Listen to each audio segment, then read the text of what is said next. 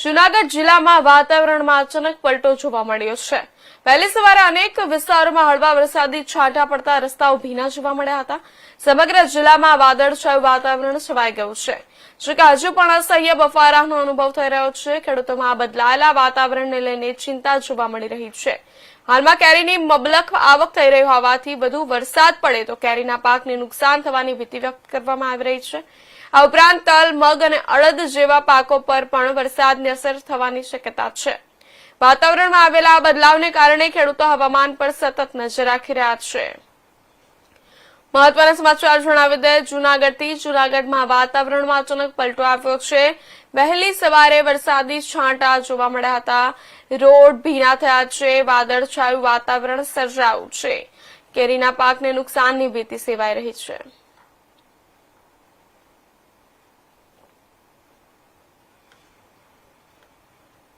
આ સમાચાર પર વધુ વિગતવાર માહિતી આપવા માટે આપણી સાથે જૂનાગઢથી સંવાદદાતા જોડાઈ ચૂક્યા છે ભાવિક જોશી।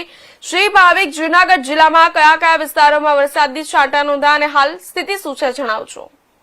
જી, ચોક્કસથી જણાવતો જે રીતે જૂનાગઢની વાત કરવામાં આવે તો જૂનાગઢ શહેર અને આસપાસના વિસ્તારોની અંદર છે તે હાલ વરસાદી છાંટા પડ્યા હોવાના સમાચારો પ્રાપ્ત થયા છે। જે રીતે વાત કરવામાં આવે તો હાલ અત્યારે તલ, અડદ સહિતના જે પાકો છે તેમજ જે વિશ્વ વિખ્યાત કેસર કેરી છે તે કેસર કેરી સહિતના પાકોને હાલ નુકસાન થવાની ભીતિ જાણવા મળી રહી છે। વહેલી સવારથી જે રીતે છાંટા પડ્યા છે તે હવામાન વિભાગમાં ની આગાહીને પગલે જે હવામાનમાં પલટો આવ્યો છે તેને લઈને ખેડૂતોમાં હાલ ચિંતા જોવા મળી રહી છે, પરંતુ કેટલું નુકસાન છે અને શું છે તે તો આવનારા સમયમાં નક્કી થશે। જી ભાવિક, કેરીના પાક પર વરસાદની કેટલી અસર થવાની ખેડૂતોને ભીતિ છે?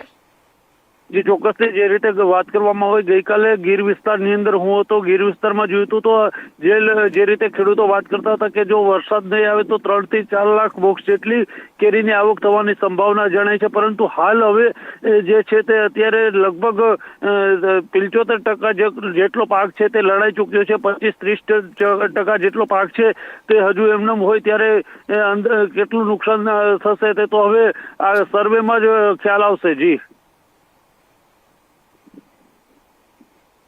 જી ભાવિક, તલ, મગ અને અડદના પાકને બચાવવા ખેડૂતો કયા પગલા લઈ રહ્યા છે? જે હાલ જે રીતે વરસાદ પડ્યો છે ત્યારે અત્યારે ખેડૂતો જે તાલપત્રી સહિતના જે બચાવવાના સાધનો છે તેને ભેગા કરવામાં અત્યારે લાગી ચૂક્યા છે। ખેડૂતો જે ખેતરમાં પાક પડ્યો હોય તેને અત્યારે બચાવવા માટેના મજૂરો ગોતીને તાત્કાલિક ધોરણે તેને ઢાંકવા સહિતની જે વ્યવસ્થા કરવાની હોય તે કરવામાં લાગી ચૂક્યા છે। અત્યારે એક તરફ ચોમાસાના પાકને લઈને પણ ખેડૂતો ખેતર તૈયાર કરતા હોય છે, બીજી તરફ આ જે રીતે વરસાદ પડ્યો છે ત્યારે હવે એક પ્રકાર ખેડૂતોમાં ચિંતાનું મોજું જોવા મળ્યું છે કે વરસાદ અચાનક જો હવે કદાચ ધોધમાર પડશે તો શું સ્થિતિ થશે તે સમગ્ર બાબતોને લઈ અને જૂનાગઢ વિસ્તારના જે ખેડૂતો છે તેમાં ખૂબ જ ચિંતાનું મોજું જોવા મળી રહ્યું છે। જી।